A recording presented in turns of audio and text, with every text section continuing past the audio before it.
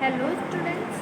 तो आज हम स्टार्ट कर रहे हैं यूनिट 6 मैक्रो इकोनॉमिक्स का मनी एंड बैंकिंग का नेक्स्ट टॉपिक। ठीक है, नेक्स्ट टॉपिक है commercial banks and central bank. ठीक, तो इसमें पहले ही मैंने बताया था सारे टॉपिक्स नहीं पढ़ने हैं, हमें कुछ टॉपिक्स पढ़ने हैं, तो जो पढ़ना है वही मैं कंटिन्यू कर रही हूँ।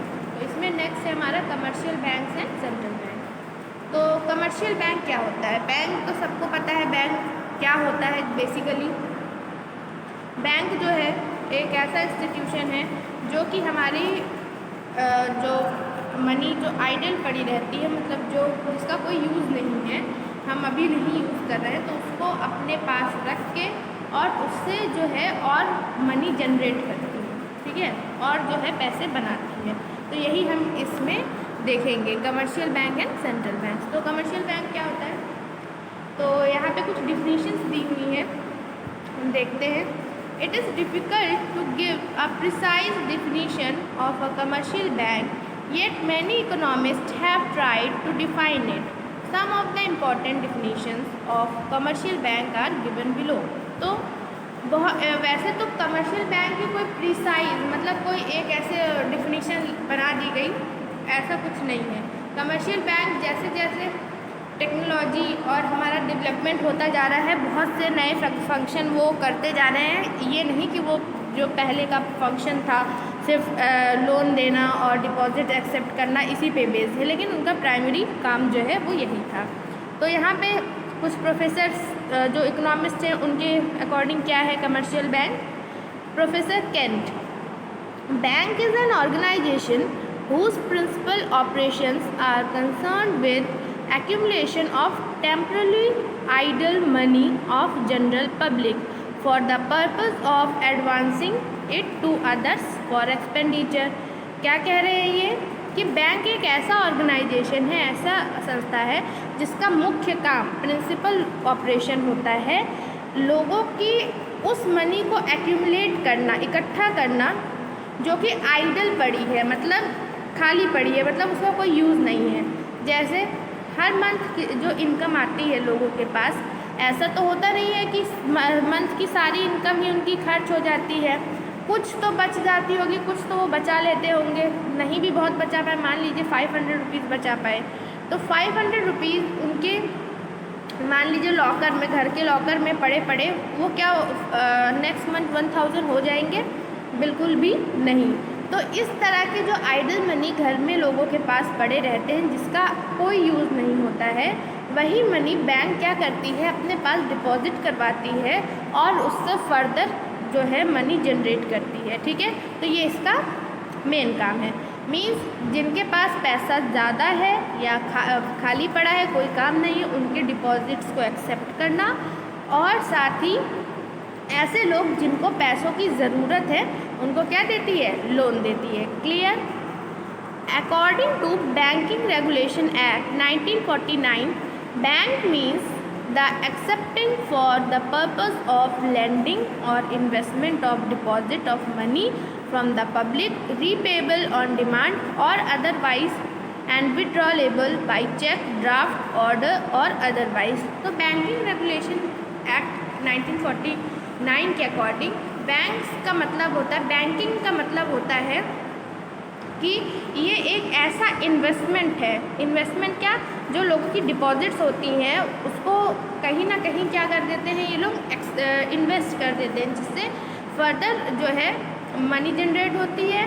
और इसमें ये भी फैसिलिटी दी जाती है कि जिन्होंने पैसे डिपॉजिट कर रखे हैं उनको जब भी पैसे की डिमांड हो तो वो उसको विड्रॉ कर सकते हैं, निकाल सकते हैं।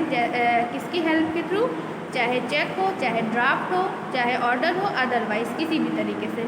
ठीक है, दस on the basis of all these definitions it can be said in simple word that A commercial bank is financial institution which performs the function of accepting deposits from the public and making loans and investment with the object of securing profits।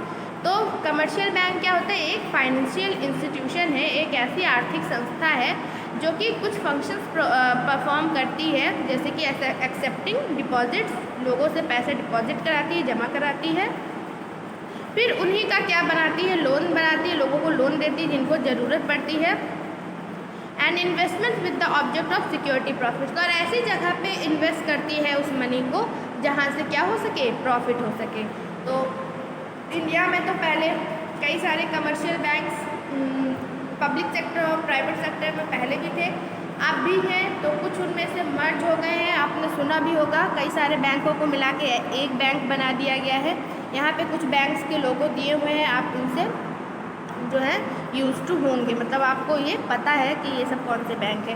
कुछ commercial bank जो private bank होते हैं वो भी होते हैं, और जो सरकारी बैंक होते हैं, जो पब्लिक सेक्टर के बैंक होते हैं, वो भी कमर्शियल बैंक होते हैं। और इनका हेड कौन होता है, सेंट्रल बैंक। सेंट्रल बैंक मतलब RBI, reserve bank of India, ठीक है। इनको रेगुलेट करना, इन पे लगाम लगाना, इनको गाइड करना, इनको जब ज़रूरत पड़े पैसे देना, ये सब हम आगे पढ़ेंगे फंक्शंस ऑफ RBI उसमें। फिर आता है नेक्स्ट बहुत इम्पॉर्टेंट टॉपिक है ये, क्रेडिट क्रिएशन और money creation bye commercial banks. Credit creation is one of the most important function of commercial bank. Credit मतलब क्या होता है, लोन, दूसरे को उधार देना। तो क्रेडिट क्रिएशन को ही एक और नाम से जाना जाता है मनी क्रिएशन, ठीक है।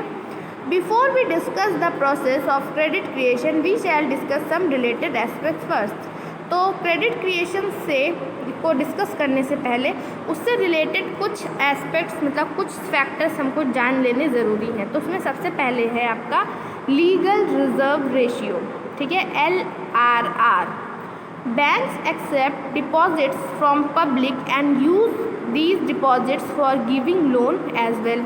ये तो बहुत प्राइमरी फंक्शन है, हम जानते ही हैं। डिपॉजिट एक्सेप्ट होता है, उसके बदले में क्या मिलता है, लोन मिलता है लोगों को जिनको ज़रूरत होती है पैसे की। However, banks cannot use whole of deposits for lending। लेकिन बैंक्स अपने जो भी डिपॉजिट आते हैं उनके पास, सारे के सारे उधार देने में ही नहीं यूज़ करते हैं। It is required for the banks to keep a minimum fraction of their deposits as reserve।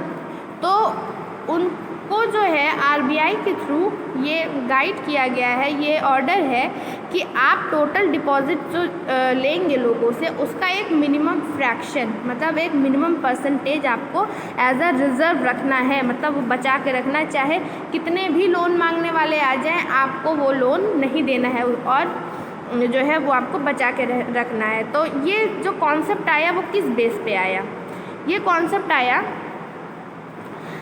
कि banks keep only fraction of deposits as reserve because banks know from their experience that all the depositors do not demand all the money at the same time. तो वो जो LRR है, legal reserve ratio है, वो इस concept से बनाया गया है कि जितने लोगों ने बैंक में पैसा सबमिट किया है, अपना डिपॉजिट किया है, ठीक है, अगर उनको विड्रॉल की ज़रूरत है, मतलब उनको ज़रूरत है, तो सब एक दिन में ही पैसा मांगने सारे कस्टमर्स नहीं पहुंच जाएंगे, ठीक है। और अगर पहुंच भी जाते हैं तो वो एक ही दिन में सारे लोगों को पैसा नहीं देंगे, ठीक। उनका जो रिज़र्व है वो हमेशा बना रहेगा एज अ सिक्योरिटी। तो LRR क्लियर हो गया, लीगल रिजर्व रेशियो क्या होता है। अब क्रेडिट क्रिएशन के हम 2 एजम्पशंस पढ़ते हैं, 2 assumptions of credit creation process. All commercial banks in the country is treated as single unit and termed as bank. जितने भी कमर्शियल बैंक्स हैं तो उनको एक पर्टिकुलर नेम, एक पर्टिकुलर यूनिट में ही कहा जाता है बैंक। उसका नाम अलग हो सकता है लेकिन बहुत ज़्यादा डिफरेंस नहीं होता है, ठीक है। मतलब बैंक में जो प्राइवेट सेक्टर जो बैंक काम करेगा, पब्लिक सेक्टर भी वही बैंक वही काम करेगा। उनका फंक्शंस जो क्या होता है ऑलमोस्ट सेम होता है। फिर सेकंड एजम्पशन है, ये मान के चलते हैं हम, there are no cash receipts and payments, that is all transactions are routed through banks only.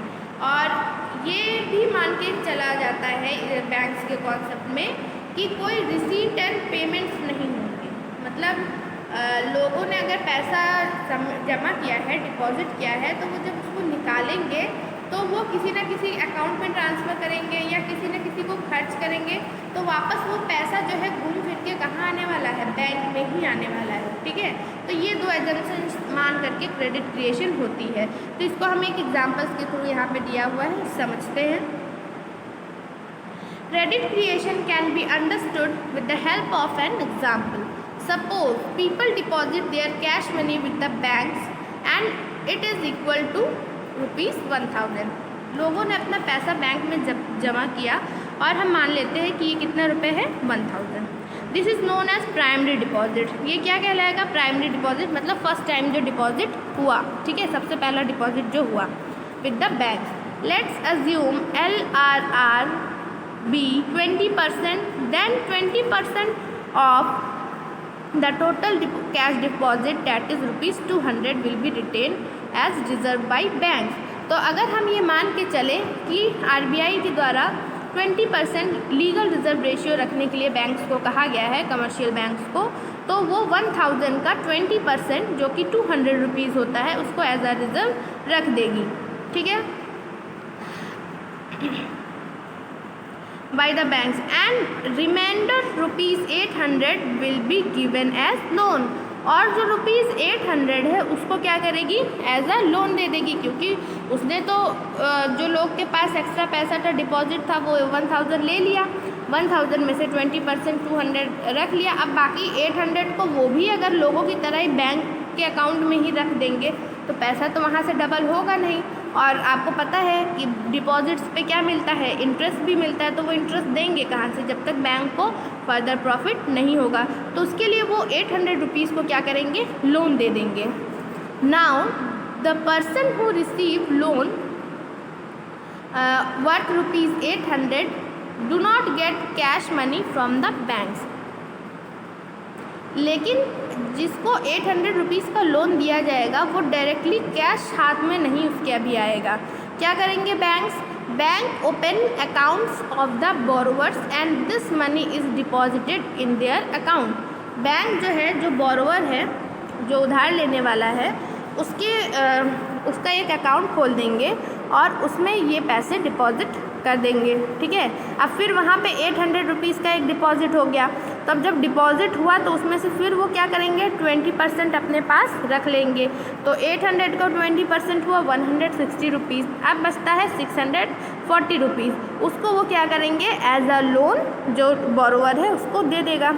This again creates a new deposit of ₹640 with the bank.